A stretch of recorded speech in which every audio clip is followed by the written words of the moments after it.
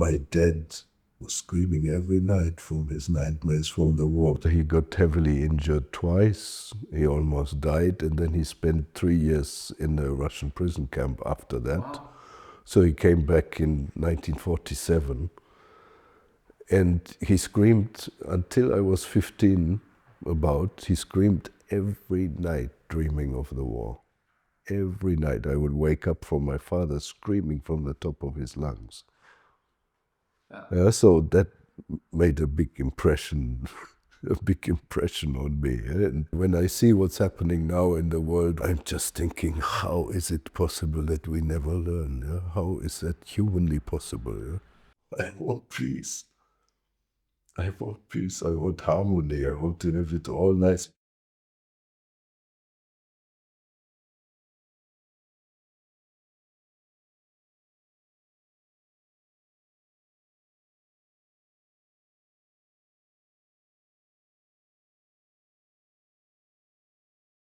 So I was doing the autogenic training, then I learned about Zen Buddhism, and then I thought, okay, they talk about meditation, these guys. What the hell is that? So, and how am I going to learn that? From whom? So I had a friend at school, his dad was from India, and his mom was German, and he seemed different than other people. So one day I asked him, I said, hey, tell me, do you meditate? I didn't really know what it was, yeah? Because I felt he was different. He was quiet and somehow centered in himself.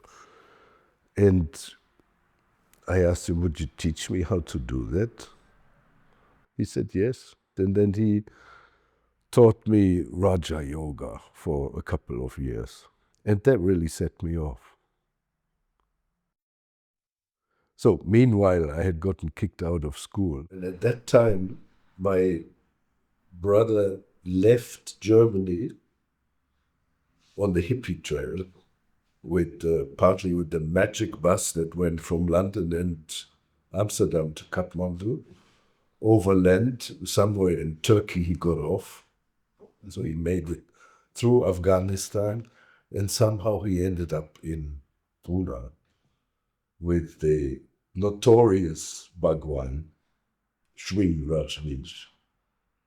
And then the first TV documentaries appeared with people screaming and being completely crazy. And we're watching that and we're thinking, oh my God, now the boy has gone completely. Poor Martin. Poor Martin. Now he lost the plot completely. He was always eccentric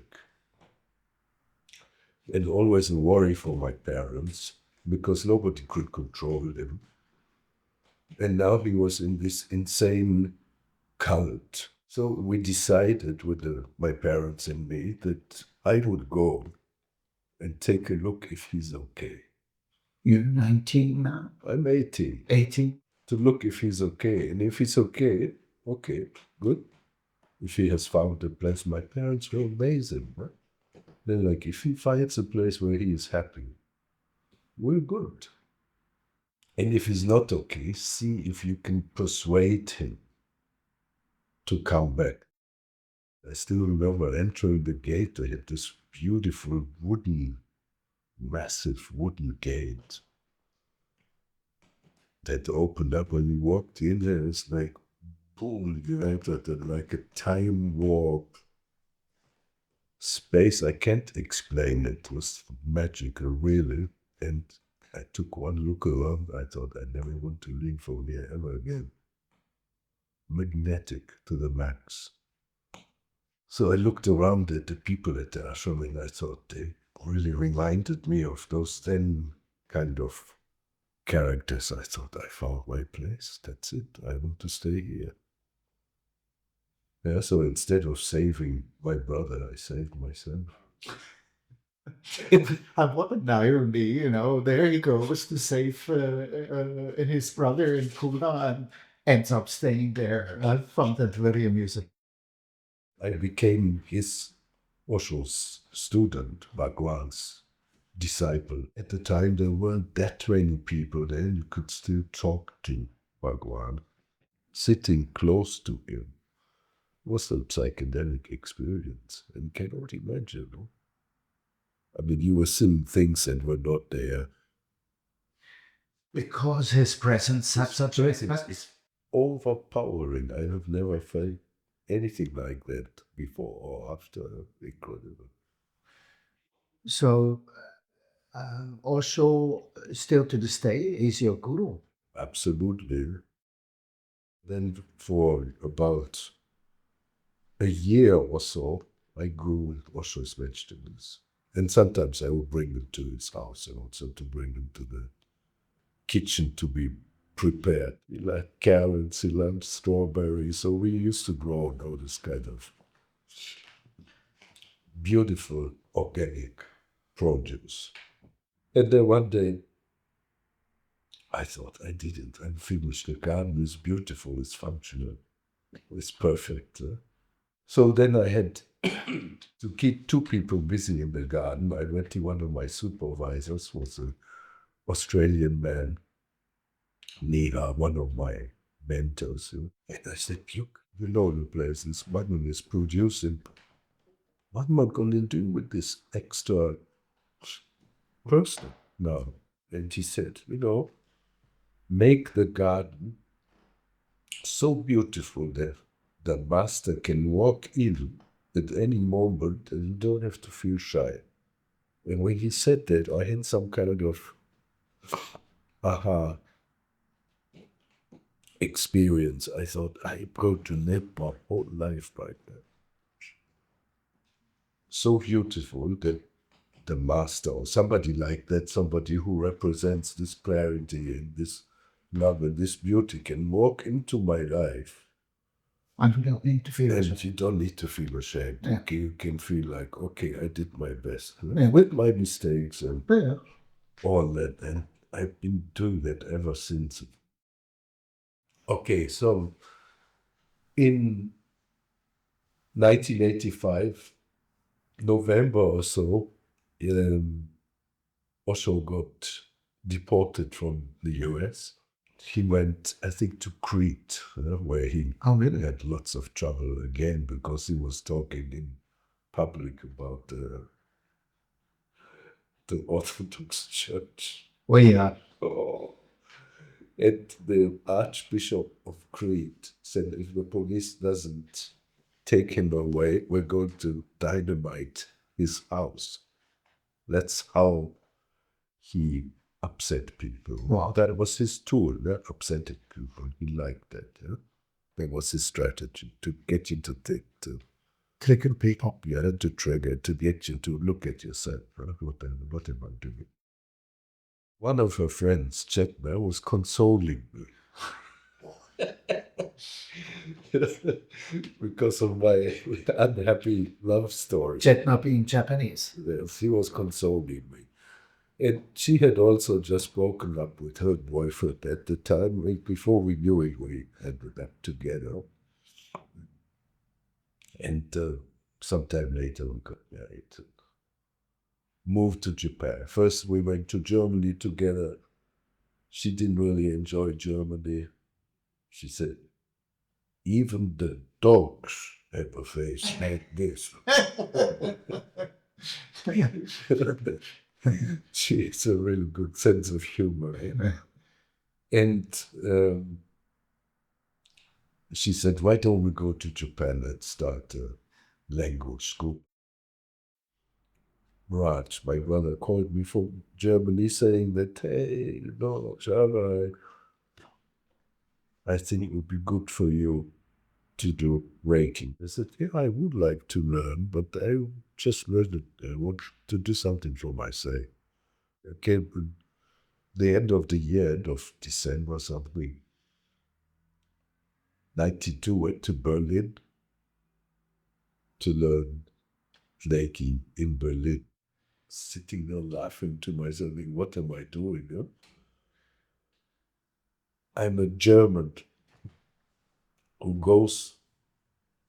lives in Japan, who goes to Germany to learn a Japanese healing art, to take it back to Japan. It's crazy. So I had to, I had my good laugh there, thinking this situation is really ridiculous. So, but I went and I enjoyed what I learned and then took that back to Japan. And the first person I initiated was Japan. Okay. So I taught her Reiki 1 and Reiki 2. When I showed her the distant healing symbol, she looked at it, she said, well, this is wrong. This is too logical. We don't think logically. Yes, this was made by a Westerner, I swear. Well, I am sure, because we don't think like that. It's so structured and so... And Japanese people, they think in wonderful quantum jumps. Where suddenly you think, oh, how did we get here? I love it, yeah? But it's really not logic. So we had this doubt, and out of this doubt we started to research more and more and more. At some point I just thought, the whole thing is just fabricated, doesn't exist. And Usui Sensei as a person probably doesn't exist. Sorry. I thought that. And then I kind of gave up. But I liked the teaching, I liked the practice. So I had my doubts. So basically, I started to research not because I wanted to write a book to become famous, not because I wanted to make a movement, make a change, become this or that. Nothing at all, zero, nothing, no implication, no aim whatsoever in this direction. It was just the doubts that were sitting on my chest. And you were teaching it now. So Cheka was my first student, and then afterwards I started to teach, and I was feeling uncomfortable. Because I didn't feel comfortable with the history, I left that part out. I said, okay, look, the history sounds like fairy tales to me. They say that Usui Sensei was this and that, but I don't think so. But I'll let you know when I find more. Here you are, early 90s, full of doubts, full of questions. You're teaching. You have to blend out the history aspect because you sense that can't be everything. And that eventually drove you to doing a lot of research, which ended with, or which started really, with the publication of a very important book in 1997. So you're now in the early 90s, and in a way, you were the beneficiary of a situation which that teacher you mentioned, Mrs. Mitsui, created, that you had all these people waiting to continue in Japan, and these are Japanese people. And here you are now, and you're coming back from Berlin, you're teaching what you learned. And how long did this go on? And how was your seminar at this time? Because later, I don't know when chronologically exactly, there was some questions on Raj's way, how he got into Reiki. I benefited from that greatly. Like I said earlier, the bed was made. I didn't know there was a bed, and I didn't know that it was made. Which deserves to be emphasized. You weren't an opportunist taking consciously advantage of a situation. I had no idea. Yeah. It turned out to be like that. So we started to teach. We thought, okay, how do we go about it? We had no idea. We had a language school. That was our business. After a while, I found out that in 1984, so almost 10 years Earlier. 9 years earlier, there had been a teacher of the radiance technique, Yes. Mrs. Mitsui, Mihiko Mitsui. She was one of the teachers of working in Barbara Ray's radiance technique. She, A Japanese lady coming from America, I believe. I don't know if she was first or second generation Japanese. I don't know. Anyway, it doesn't matter. Doesn't. So she went to Japan to teach Reiki, and she taught only Reiki 1 and Reiki 2 in Tokyo, and I think in Osaka also. And people who wanted to learn more, she came for maybe 2 years or 3 years. And they were waiting for 9 years for somebody to appear to teach teachers in the country. And that happened to be me. So I was not the first. The bed was made, but I didn't know. So all over the place started to contact us, and we were going like, what is going on here? We didn't expect it. We thought once in a while somebody will come, but people were coming from Tokyo, from Osaka, from even from Okinawa, from the very south of Japan, close to Taiwan, and from all over the place. There were some people who had learned from Mitsui Sensei. They came for the teacher's degree, and we accepted their previous Training. Mm-hmm. Yeah. I remember the first time I taught 3A, Reiki 3A. I still remember seeing the money in my hand. It was $4,500 I made in one day. I was looking at that money and I was thinking, they didn't get as much as they gave. And I thought, I need to give them more. Didn't feel good about it. So that was also a motivator for you to do research deeper. To do more research. Yeah. I could see that I felt like guilty, thinking like, boy. But then I really got into it. I started to research more consciously. Yeah? I called Raj. I said, hey, are there any new books on Reiki? Do you know anything? And Raj said, nah, there's nothing here. You gotta do it yourself. And I'm thinking, yeah, so he often got me into really good things. So that was the birth hour of what would later become The a Reiki Fire. So then one day I get a phone call for one of my earliest students. He later on founded the biggest Reiki school in Japan, Vortex was called. Yeah? So, and he said, you know what? I had a phone number of somebody who's been practicing Reiki for 65 years. If you promise me that you don't tell where you got the number, I will give it to you. So I'm like, oh. My lips are sealed. Give me the number. So he gives me the number. Then I talk to Chetna. I say, hey,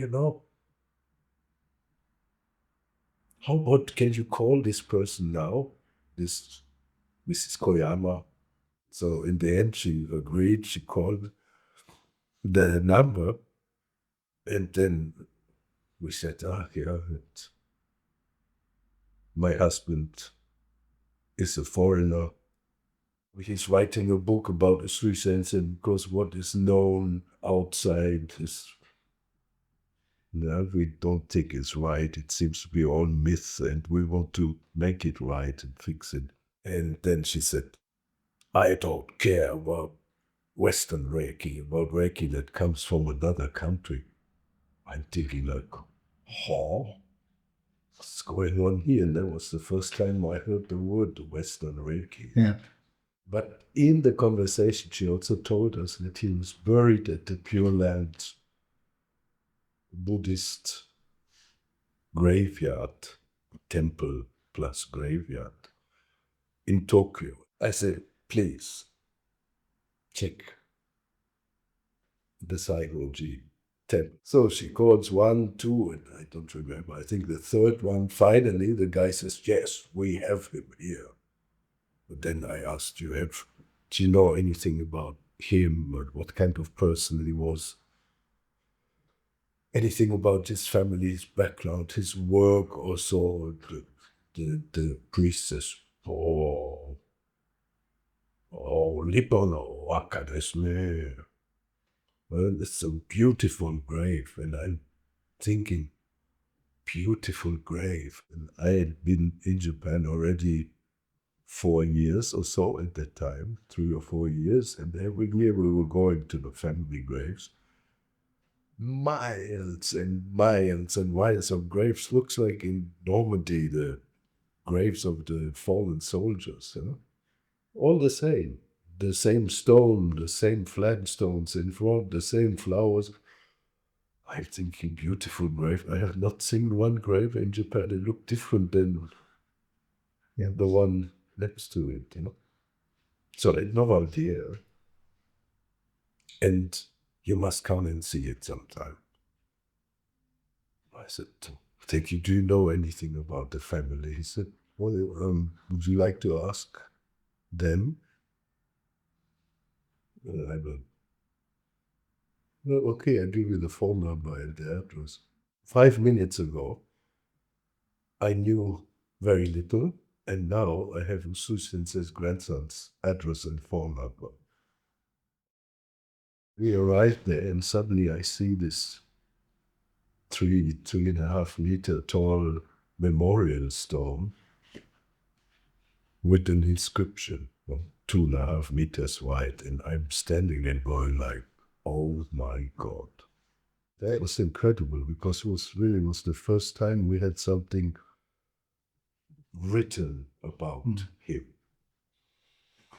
That was a major breakthrough, or the major breakthrough, which, of course, when we get to 1997 and the publication of your first book, was a very central source of information. That was the first one, yeah? The one that blew me away, the one that made it clear that he did very much exist. Then we called him, and Usui Sensei's grandson's wife answered, and she said, they don't know anything. I don't know anything about my husband's grandfather, because when my mother-in-law died, she left a clause in a will that the name of my father-in-law, Usui Sensei, should never be mentioned in this house after my death. And I, so the Usui Sensei's grandson's wife, married him after his mom had already passed. And because of that clause in the will, the Usui Mikao was never discussed in our house, and I know absolutely nothing. Zero. I know nothing. So please don't dig around in this painful part of our family history, but I would like to help you. I can, and I don't know nothing. You know, sorry. And she said, I'm tired, and I didn't really understand what I'm tired meant. He was an educated guess that other people must have asked her. And her husband lived at that time? Yes. And was he willing to talk? Oh. This incident, that there was a taboo around Mikao Usui's name in his own family, is being used as an indication that there may be more to the story what meets the eye. You have no idea why this was the case. We don't know we really don't know what the issue was. I had suspicion, but I don't know. I don't know if I even want to say it because it's just a suspicion. No? But I get it from you that your suspicion is not an indication that those reasons are of importance to us today. Not at all. Yeah? So, for example, what we know is that Usui Sensei left one beautiful document, which is what he gave to his students. And it starts with something that's called Kokai Denju. Kokai Denju means public teaching. And it says, this is a declaration why I teach in public. And it's kind of a Usui Sensei's mission statement. It was quite dramatic. In it, he says, in the past, when somebody had been given a spiritual secret by the universe as the present, it was the custom of them to use it for their family and for the financial well-being of their offspring. And I am breaking with this. I am stopping this because this is wrong. This is not the way it should be, and I will teach anyone. And he broke with that. He didn't walk that, so that could have been a reason. But I don't know. Well, and maybe it was strictly personal. Maybe they didn't like each other. Who knows? Yeah. You must have felt or even known that you're going to alienate a few people with Reiki Fire. Why did you publish it? You know, I didn't think that at all. You know what I thought? I thought I heard the champagne corks flying through the air. I thought people would like it. I was very naive. I thought I was doing everybody a favor. People said, finally we know something. How great. That's what I expected. I didn't expect antagonistic things. But let's go back, because there's some important information that I haven't shared yet.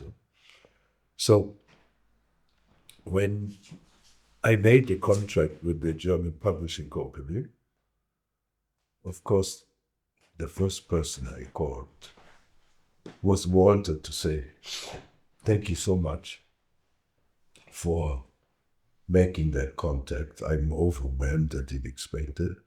And the second person I called was Raj, my brother, saying, boy, you won't believe what happened. Huh? They took it, they wanted, they published it. Huh? Can you believe that? Huh? And at first he seemed happy about it. So he said, you can't use my name as a teacher. And I said, huh? Why not? I mean, I learned from you. No? Why not say your name? He said, that you're not to use my name at all. He hung up, and I didn't talk to him for 5 years after, which he was so mad. Huh? And I didn't know why. But I found out later. I got a phone call from my old friend, Agil Pumpat, who was also friends with Raj. He said, Arjava, I have to tell you something. I went out for a beer with your brother yesterday, and maybe he had one too many. And he said to me that he made up the achievement process, that he never learned it. He learned Reiki 1 and 2 and maybe 3A, the master symbol, but the achievement process, he said he made it up. So he made an appointment here in Switzerland to do the teacher's training with these guys who were at the time members of the Reiki Alliance. And then when he came back, he called me and said, Arjava, come quickly. It's all different from what we had learned. The initiation process, it's all different. Come and relearn with me. So I flew to Germany to do the teacher's training again. Again, I just looked at my certificate. It's January 7 or 9 or something of 98. So your Reiki lineage, therefore, is a new lineage going through your friend Age. From 98. Yeah, from 98. Okay. From 98. And your question was, what did you do? How did you deal with that in Japan? So I called my students and I said, look, there's a problem with the lineage. I went to have myself initiated in the new teacher's training, and I'm happy to teach you. That's how we did it, but not everybody came. Not all the people who had learned. And some of those who did not come back and get reinitiated by They you, continued. they continued teaching. Teaching what they had learned for me the first time. Now, the problem is I never got to the bottom of it. I don't know. And I left it with that. Then the book had just come out, the Reiki Fire. And this is a whole new chapter, I think. Reiki Fire triggered a lot of controversy. What do you think made people react so strongly? And why did you retribute? Because some of your answers, published answers, were similarly polemic.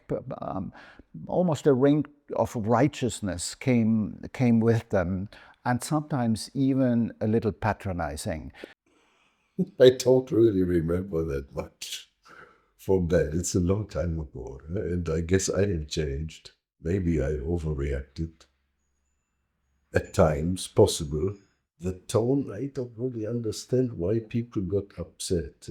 Probably because often I was making fun of them. Yeah, and maybe that was not nice, but I was just making fun of him. You know, I heard on a number of occasions, well, Arjava has such an ego. I think that he published Reiki Fire really just to satisfy his ego. And then you have those who continue to say, well, he just wanted to make a lot of money and be famous. Ego. I don't care.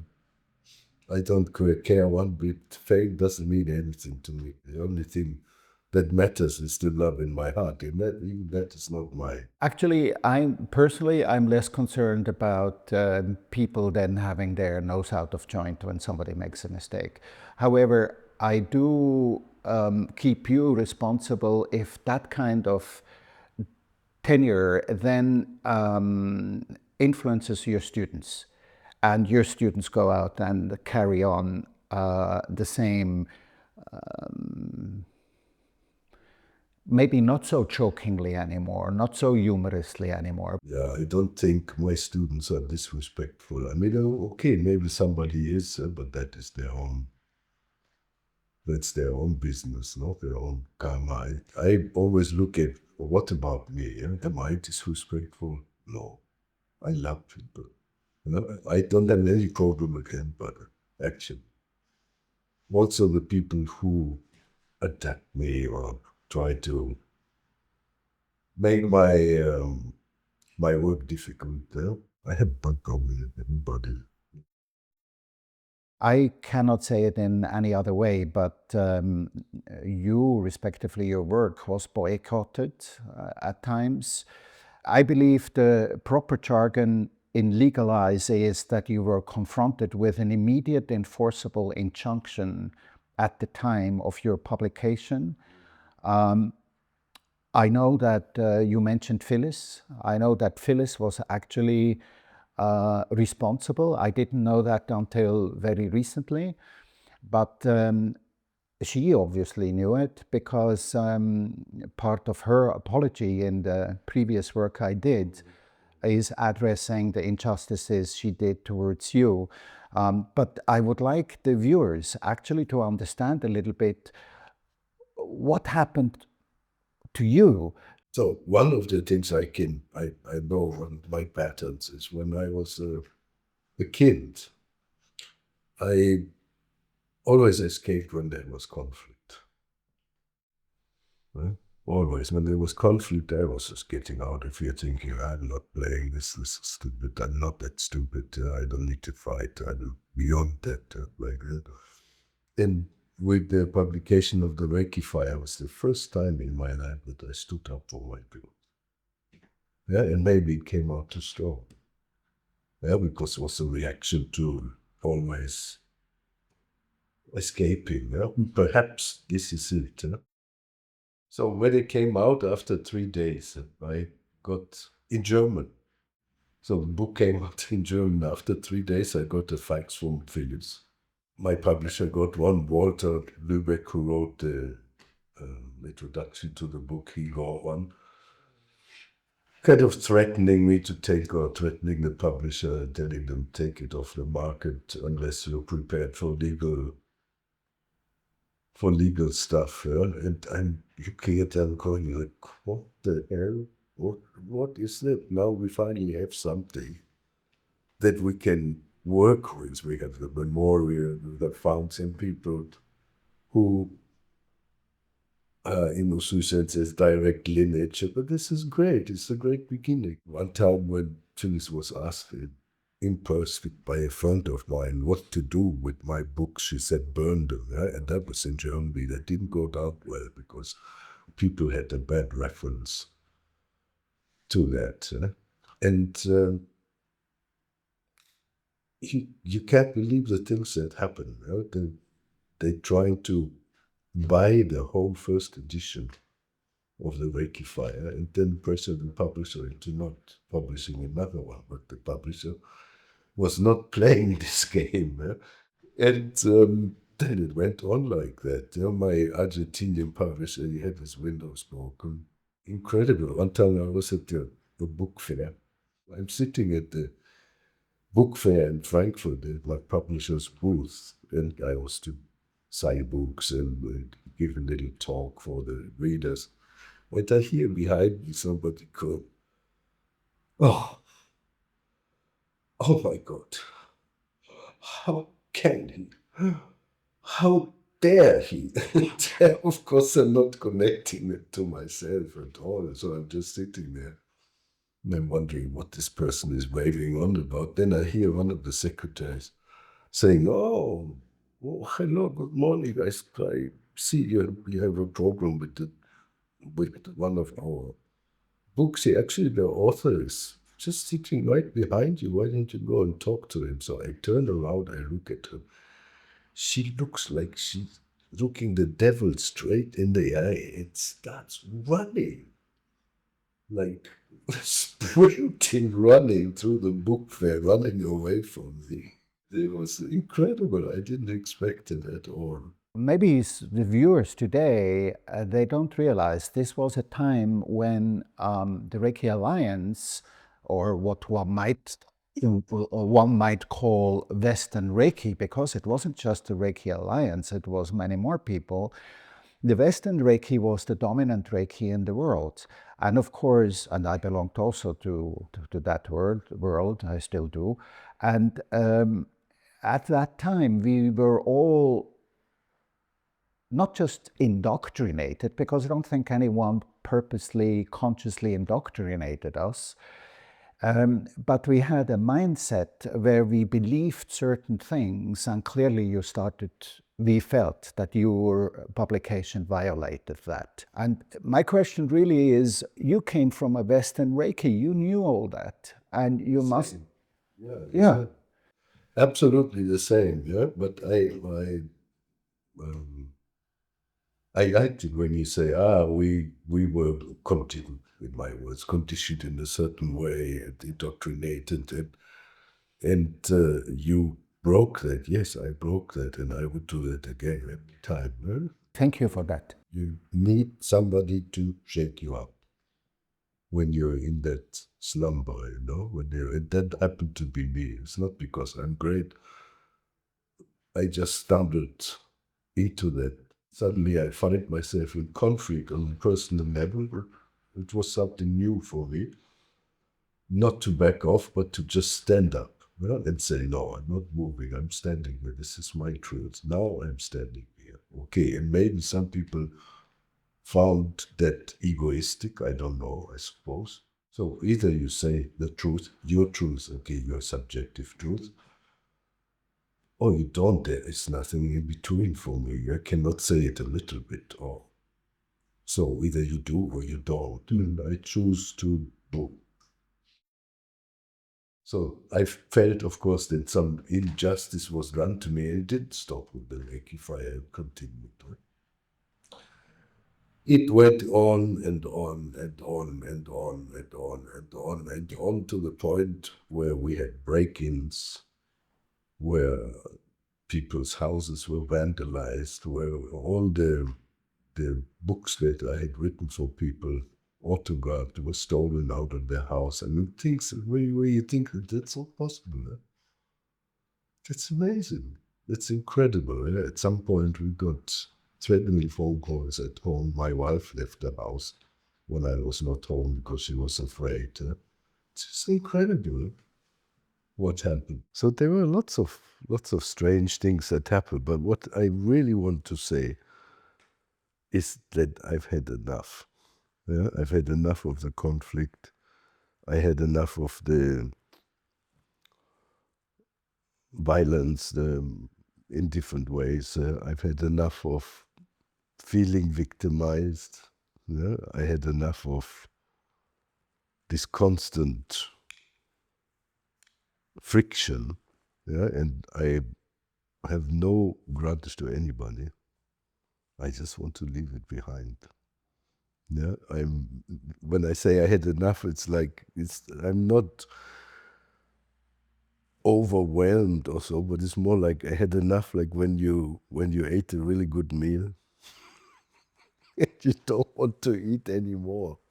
You know, that kind of enough. So I don't feel traumatized or anything by any of that. I came through all of this a better human being, more loving, more kind, more in my center, you know, and that's wonderful. I'm thankful and grateful for that. Yeah, so whatever happened, thank you. It helped me a lot.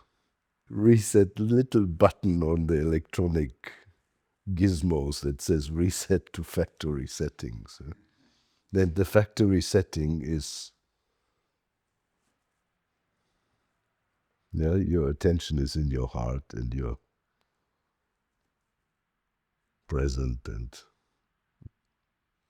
that's all I want now.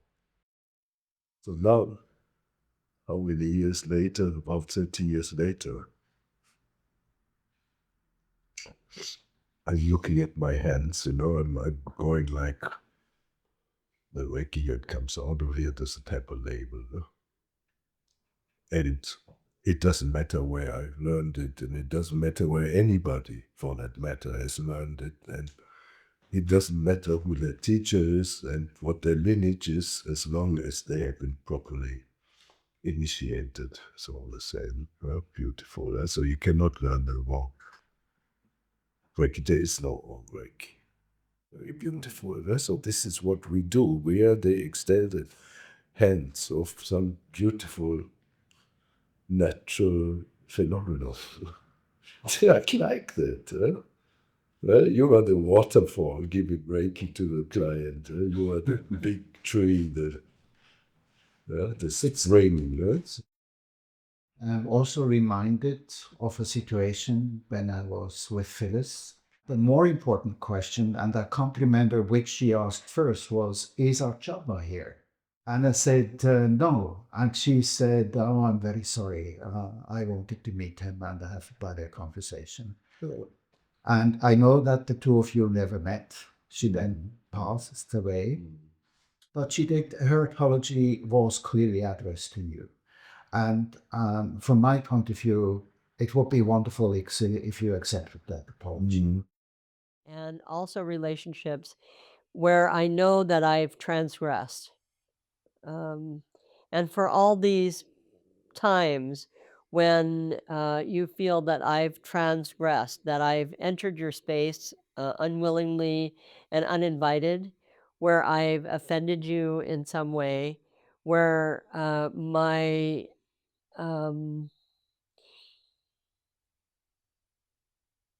where my loyalty to my master has caused you pain because it's different from what you have learned is Reiki, and that has given you pain. For all these things, I want to ask your forgiveness because it wasn't my intention. It's not the way I hold you. And everyone has been a great teacher for me. And without you, I wouldn't be who I am today.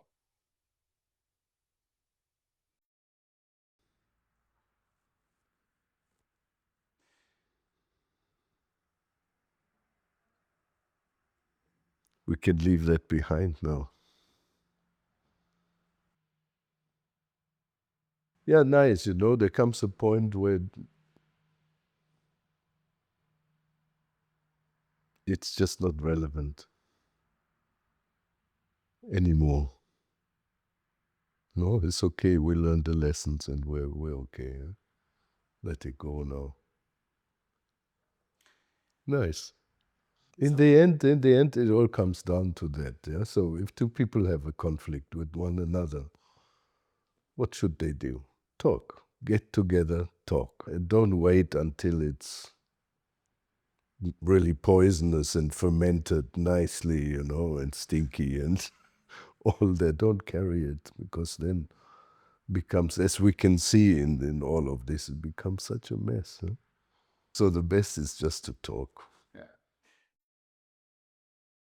I told you that really my basic instinct is looking for harmony. Yeah? It actually drove me crazy, seeing the fact that what I had started to bring people together was pushing them further apart. I didn't like it at all. Huh? And it made me suffer, and I didn't understand it. I wanted to know what is going on. So in 1999, I started to organize family constellation workshops in Japan with Bert Hellinger. I asked him to do a constellation, a Reiki constellation, yeah? Because I wanted to know why everybody is fighting. Where's the conflict, and how can we resolve that conflict? In the Reiki constellation, there were some strange things. One of the things was that Usui sensei, or the representative of Usui sensei, he was just looking around. Very soon in the beginning, he saw this big sliding window, and beyond that a beautiful garden. And he took one look around, and he just went for the window, for the sliding door, opened it, and went out in the garden, never came back. You're kidding. No. So, and Bert said he has seen that before with like founders of something. When they've done their work, it's done. And then we had the representative for Hayashi sensei, and afterwards when Bert talked to him, he said that whenever you, Arjava, are close by, I feel safe. And that it struck me, and I thought, what does that mean? I don't really have a relationship with Hayashi sensei.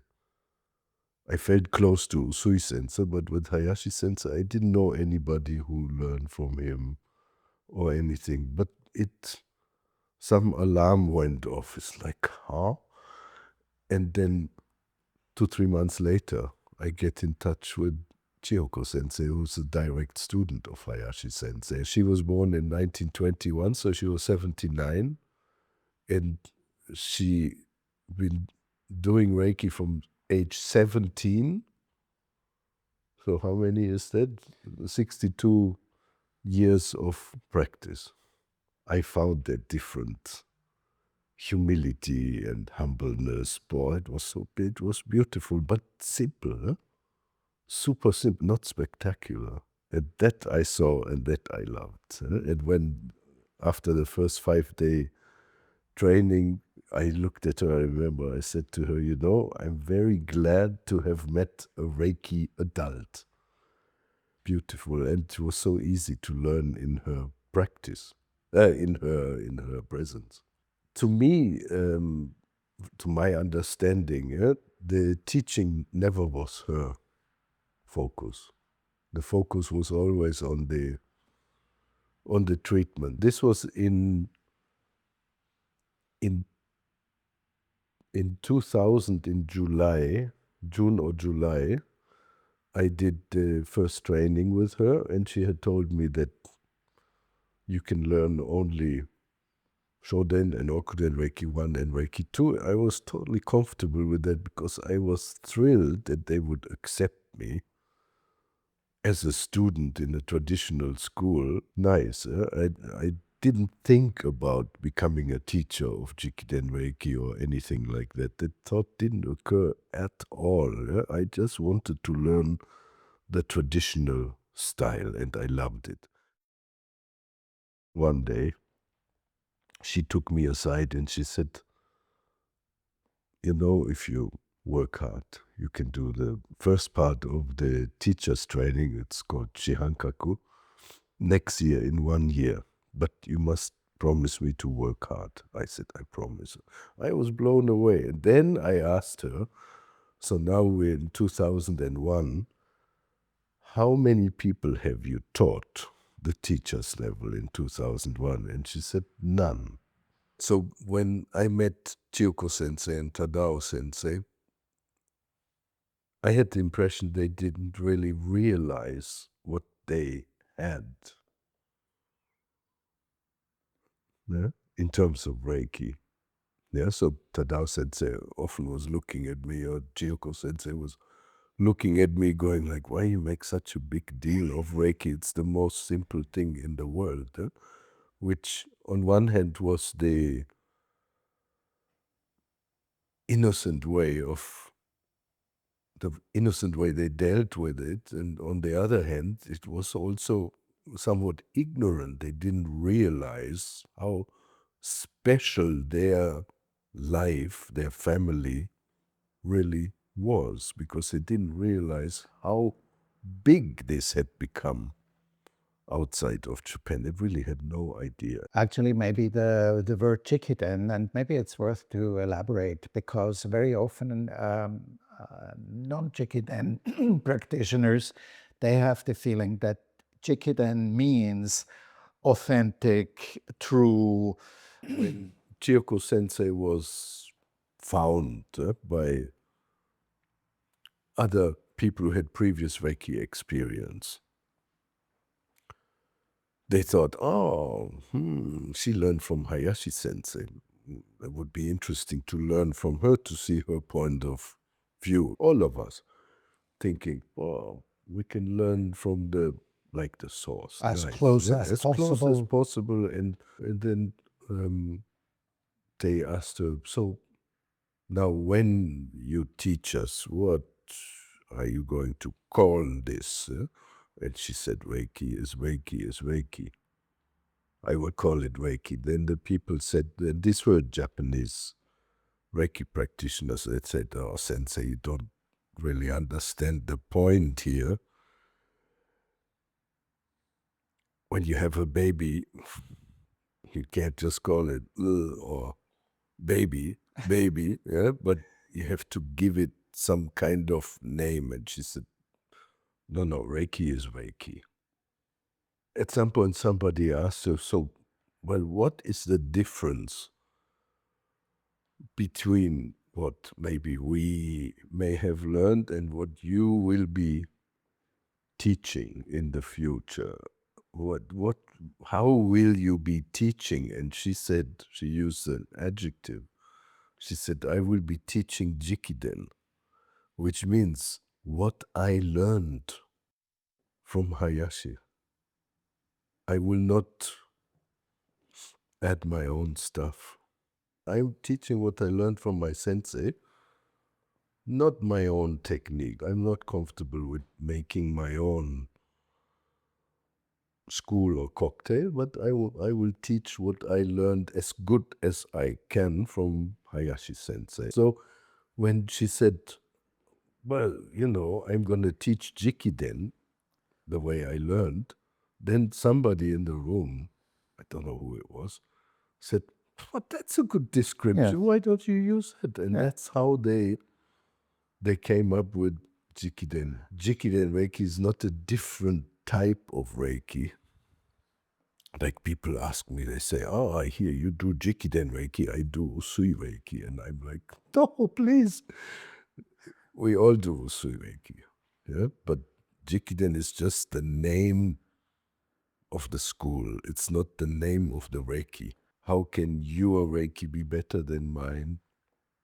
In the beginning in Germany or in the West, when Reiki was spreading all over the world, there were some rifts between different Reiki schools, yeah? And the direct Takata lineage to the Reiki Alliance, they had some kind of arrogance, thinking we are the best and the others are no good. Huh?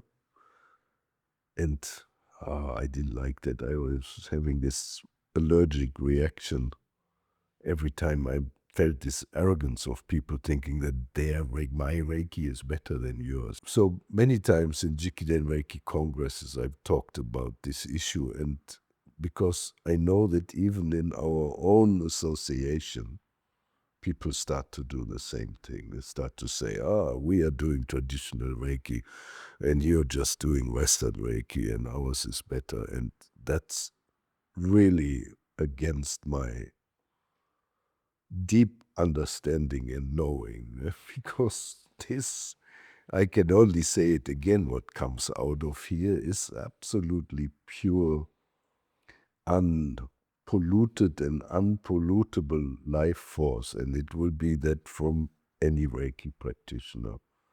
And if you ask me what is the right way to practice Reiki, I would say the way that you do it is the right way. That's it.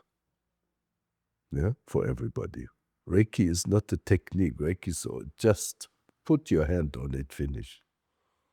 End of story. Usui Sensei said to his students, his teacher students, those who were Shihans and Dai Shihans, never stop learning. Always continue learning from every student, from every client that you touch.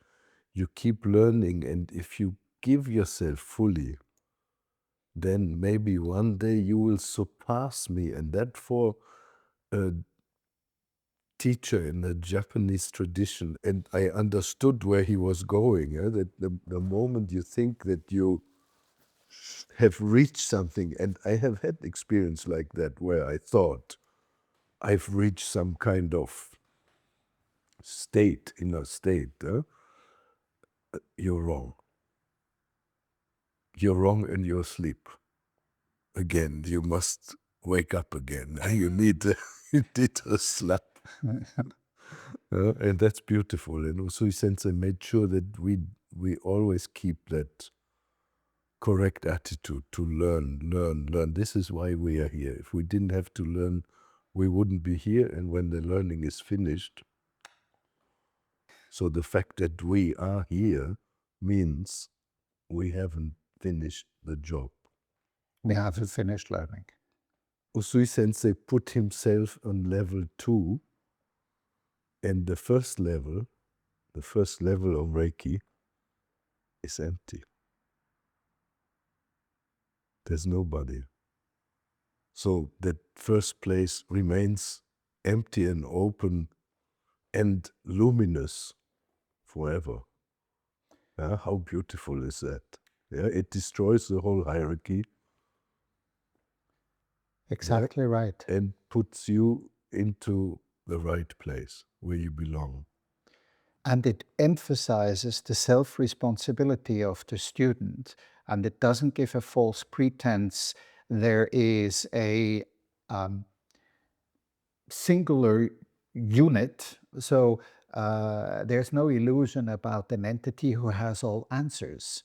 You're actually invited to find your own answers. And to me, this is very close to the essence of Reiki, of being continuously on the path.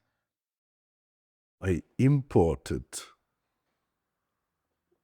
the Western Reiki into Japan, and then I exported the traditional. So that seems to be my role, and my role was also to fuse or be the bridge between East and West, and I've tried it in my life in so many different ways.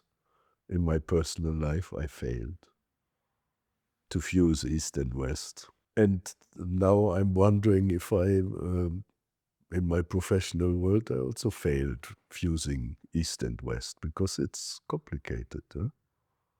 It's very complicated. Huh? Maybe the two, after all, don't mix. You do what you can, you do your best, and sometimes that best is good, and sometimes it's not good enough. So that's it. So in that way, I think, of course, I did what I could. Yeah? And I gave my best. When I'm here, I give myself as fully as I can. I have no other agenda. I'm here for you and the project and the cameras. And I know that sometimes it's just not good enough. And I accept it. When I spoke to Phyllis, she almost used the same words as you just did. And she said she was talking about doing the best, failing sometimes, making mistakes. And that was actually her prelude to the apology. What would you today say to Phyllis? If you had to meet her today, what would you tell her if she had to walk through? I have no idea. I don't know. I don't know. It's really hypothetical. Yeah? So I have no idea what I would do. Something. I'm sure I would do something. There, who knows? Probably I would just go and give her a hug and say, okay, hey, let's leave all this behind and start new. Yeah? But I really don't know. Yeah. Because honestly, I don't know. Yeah. I already asked about succession with the Tao in Jikiden Reiki and in your own.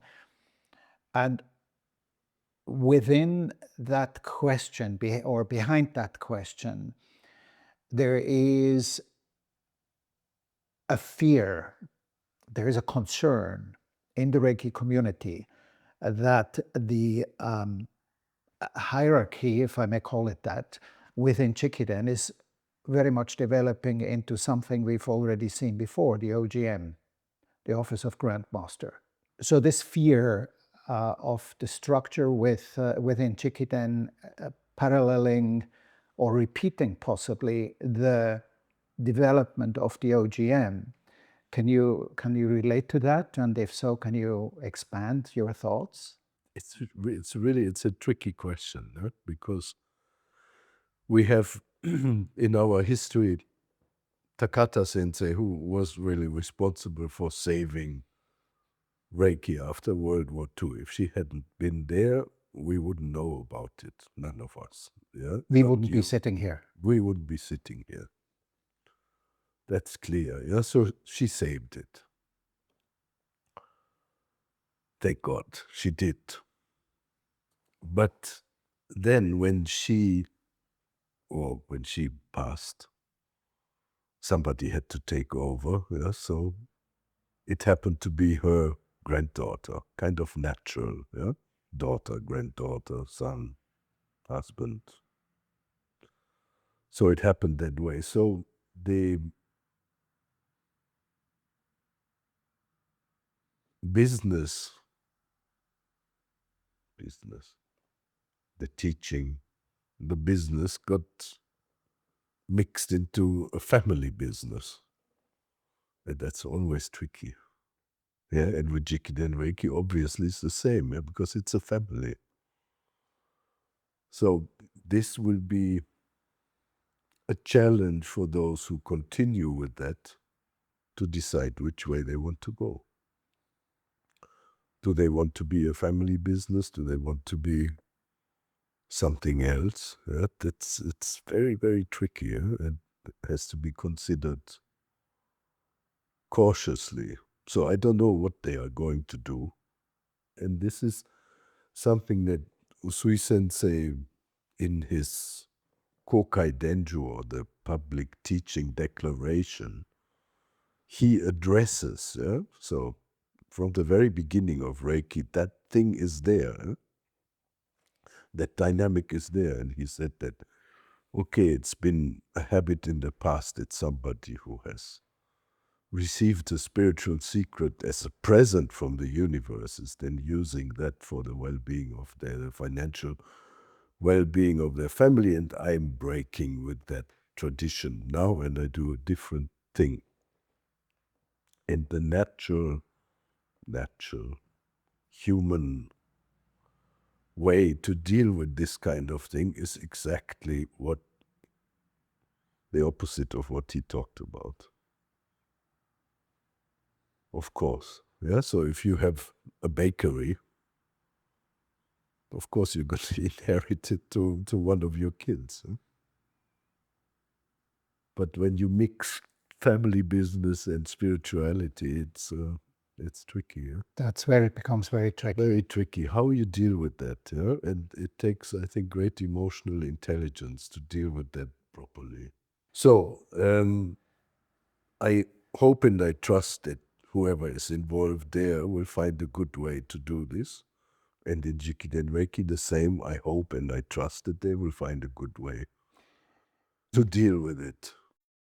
So what we need to do is we need to give it back where it belongs. Yeah. With love. Yes. And with respect, and not allow that to disturb the biological and the human love which is beyond any of that. Well, this is the thing, and this is again reconciliation. Yeah. So when you said, when Phyllis comes in or anybody else whom I have or had a conflict with, yeah, so you're ready to leave that all behind and just meet as two human beings. Yeah? And for me, inclusion is not something that we need to strive to, but it is something natural. Because I know that everything is connected to me. I don't have to make an extra effort. I know this whole thing is all one. Very beautiful statement. Thank you for all the people who sponsored, who helped us with the project to make this possible. And of course, thank you to those of you who are watching it. And go out and spread Usui Sensei's message, which is putting your love, spreading your love around with the people that you teach, with the clients that you touch. I mean, that's what he wanted, and it must have been something that was important to him, because on his memorial it says that the Reiki will heal the world and its people. And you are his hands now, so go for it.